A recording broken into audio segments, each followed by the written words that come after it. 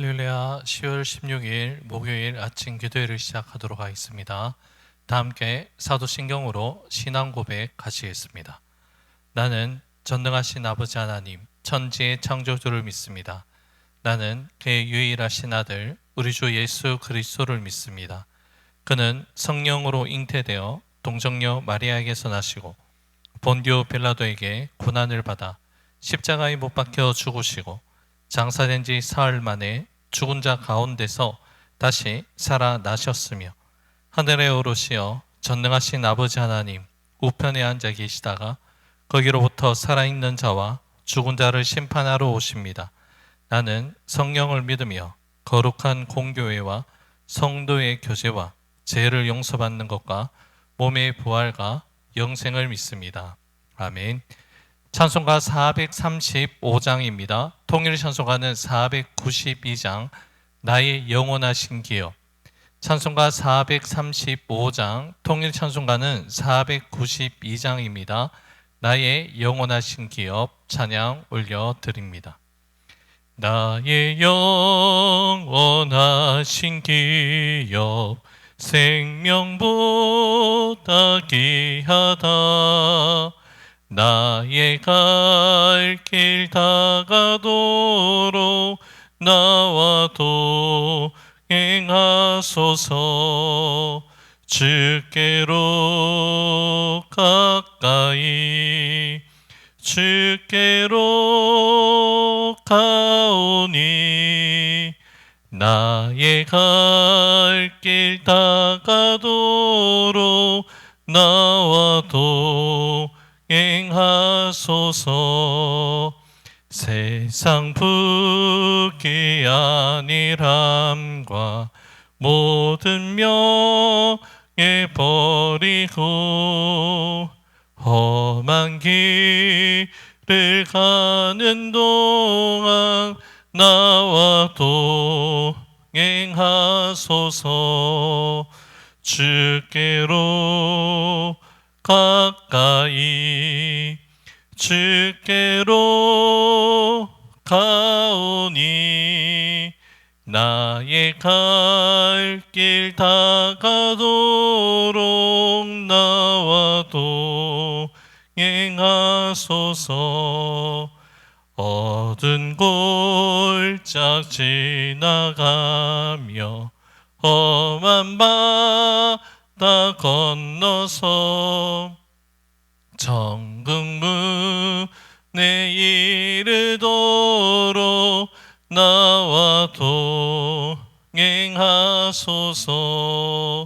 주께로 가까이 주께로 가오니 나의 갈 길 다가도록 나와 동행하소서.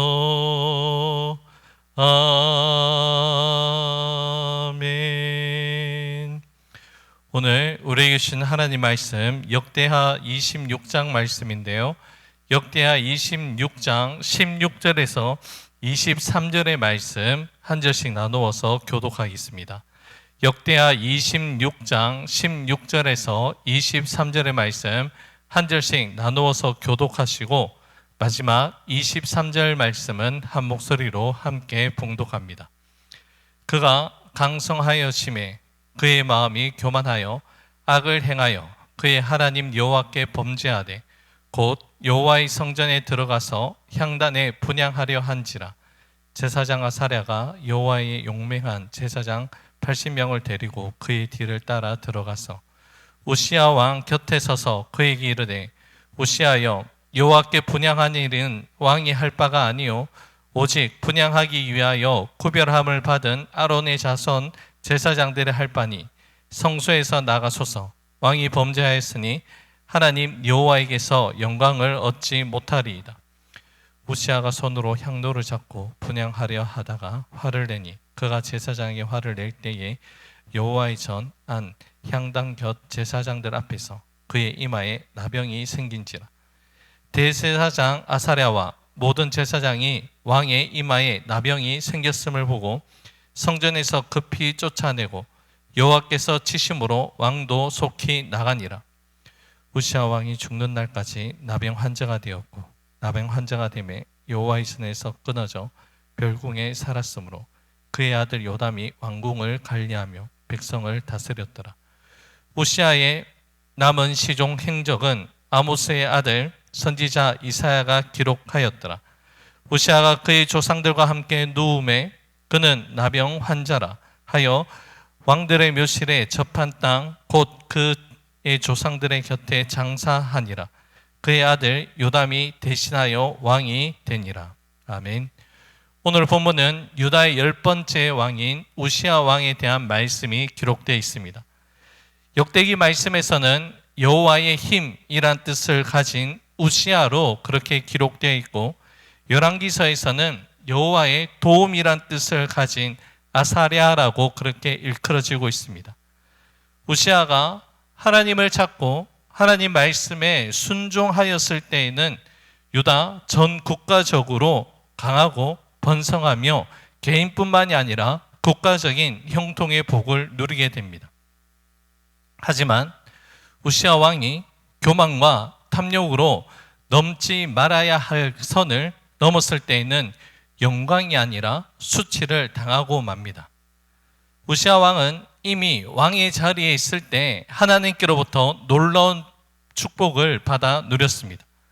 그럼에도 불구하고 우시아 왕은 하나님의 뜻과 하나님의 기준이 아니라 자신의 마음과 뜻대로 행하고자 하였을 때 그 교만이 그를 깊은 절망의 늪으로 빠뜨리고 말았습니다.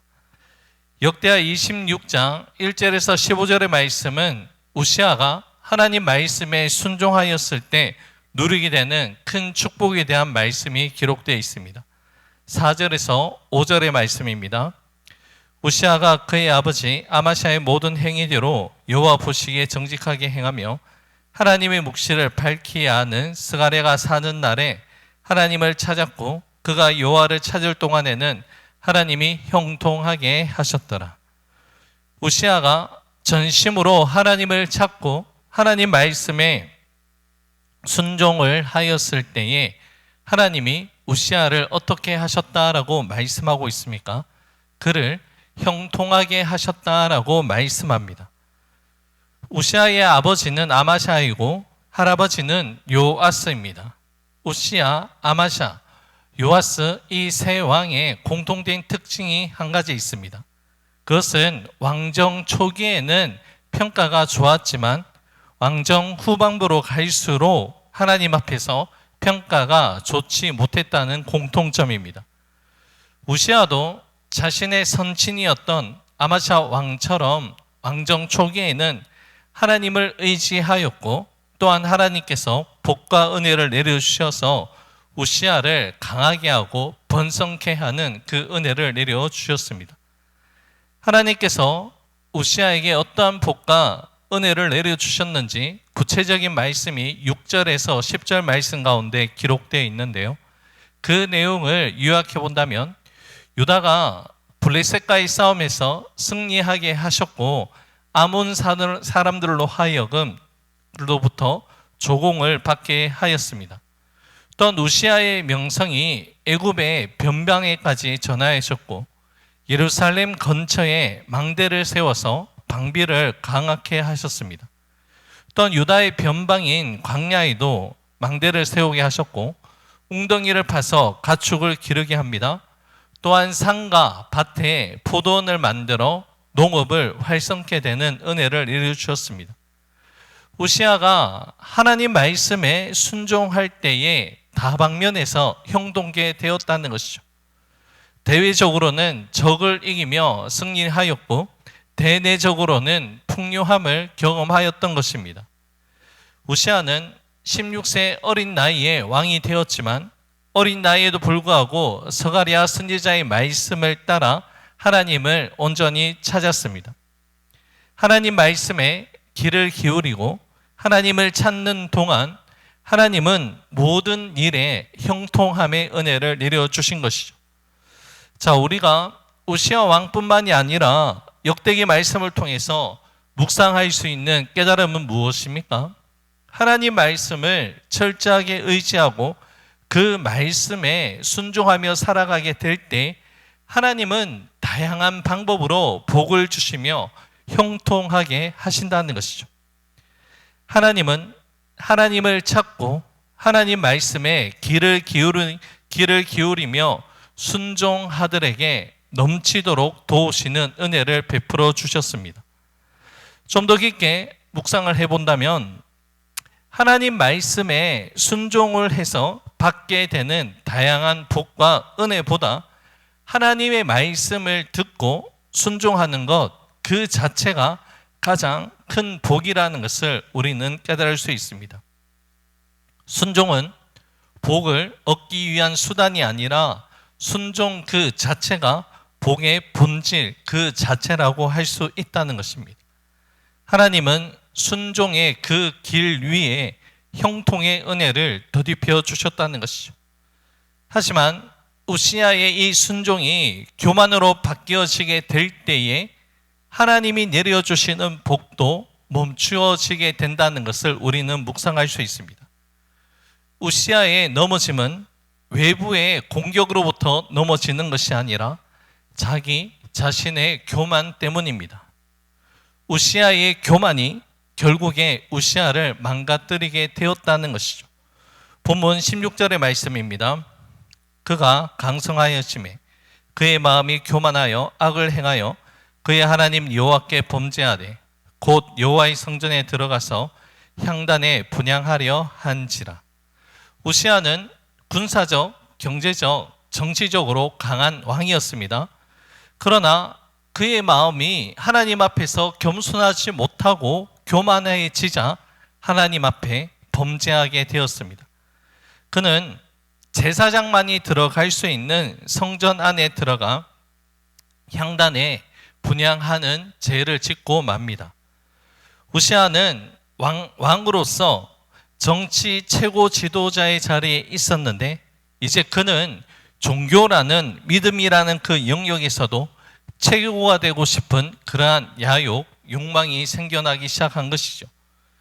선지자 스가랴가 죽은 이후에 그는 하나님을 찾지 아니하였고 오히려 사람들이 자신을 찾으며 자신이 다른 사람들보다 영적으로 우월하다는 것을 가시하고 사람들로부터 인정받기를 바라기 시작했습니다.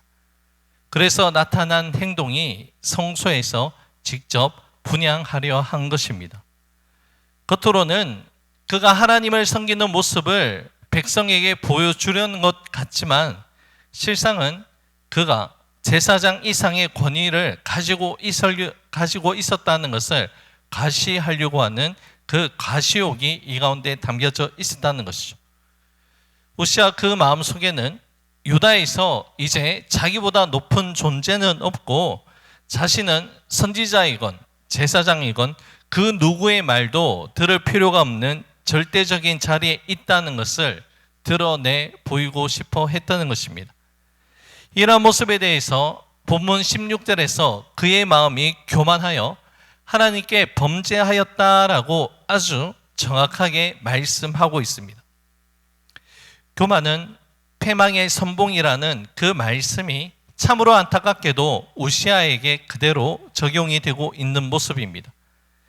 제사장의 경고를 무시하고 성전에서 분향하려 한 우시아 왕에게 일어난 일에 대해서 19절은 다음과 같이 말씀합니다. 본문 19절입니다. 우시아가 손으로 향로를 잡고 분향하려 하다가 화를 내니 그가 제사장에게 화를 낼 때에 여호와의 전 안 향단 곁 제사장들 앞에서 그의 이마에 나병이 생긴지라. 우시아의 이마에 나병이 생겼습니다. 구약에서 나병은 하나님께서 세우신 권위에 대해서 도전하게 될 때에 하나님이 직접 내리시는 형벌 가운데 하나의 질병입니다. 우리가 잘 알고 있는 것처럼 민수기 말씀에 보면 모세의 누나 미리암은 하나님이 세우신 지도자 모세를 비방하고 그 권위에 도전하다가 나병에 걸리고 맙니다. 이와 마찬가지로 우시아 왕은 하나님이 세우신 제사장의 권위를 무시하고 스스로 그 자리를 탐하려다가 나병에 걸리고 말았습니다. 우시아는 지금 단순한 악성 피부병에 전염된 것이 아니라 자신의 가욕과 교만으로 하나님께 심판을 받은 것입니다. 결국 우시아는 죽는 날까지 나병에 걸려서 왕궁이 아니라 별궁에 살다가 그 생애를 마무리하게 됩니다. 그리고 우시아의 그 시신은 역대 왕들의 묘실에 안치되지도 못하였는데 그 이유는 생전에 나병이 치유되지 못한 채 죽음을 맞이했기 때문입니다. 나병에서 회복되지 않으면 그는 끝까지 부정한 존재로 남을 수밖에 없었던 것이죠.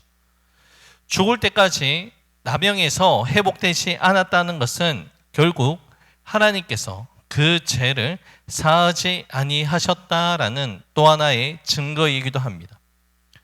우시아는 한때 하나님을 찾는 왕이었지만 결국은 하나님 말씀을 떠난 왕이 되고 말았습니다. 그의 삶은 부귀와 영광이 아니라 성전 밖에 격리된 삶이었고 하나님께로부터 용서함을 받지 못한 안타까운 죽음이었습니다. 우시아 왕, 그가 잃은 것은 왕의 자리가 아니라 하나님의 임재의 자리를 잃어버리고 말았던 것입니다. 여러분, 교만은 이렇게 무서운 결과를 가져다 줍니다. 교만이 왜 패망의 선봉이 되는지를 우리는 우시아 왕의 모습을 통해서 충분히 묵상할 수 있습니다. 진짜 형통과 복과 은혜를 누리는 삶은 내가 높아지는 삶이 아니라 내가 하나님 말씀 앞에 머무르는 겸손한 삶이라는 것을 기억하는 오늘 이 하루가 될 수 있기를 우리 주님의 이름으로 간절히 축복합니다. 기도하겠습니다. 고맙고 감사하신 사랑의 주님, 하나님 앞에서 교만한 삶이 아니라 창조주 하나님을 기억하고 인정하며 겸손한 삶을 살아갈 수 있는 우리의 삶이 될 수 있도록 역사하여 주시옵소서. 모든 것 주님께 감사드리며 예수님 이름으로 기도 올려 드립니다. 아멘. 하늘에 계신 우리 아버지의 이름을 거룩하게 하시며 아버지의 나라가 오게 하시며 아버지의 뜻이 하늘에서와 같이 땅에서 이루어지게 하소서. 오늘 우리에게 일용할 양식을 주시고 우리가 우리에게 잘못한 사람을 용서하여 준 것 같이 우리 죄를 용서하여 주시고 우리를 시험에 빠지지 않게 하시고 악에서 구하소서. 나라와 권능과 영광이 영원히 아버지의 것입니다. 아멘. 개인적으로 기도하는 시간을 가지겠습니다.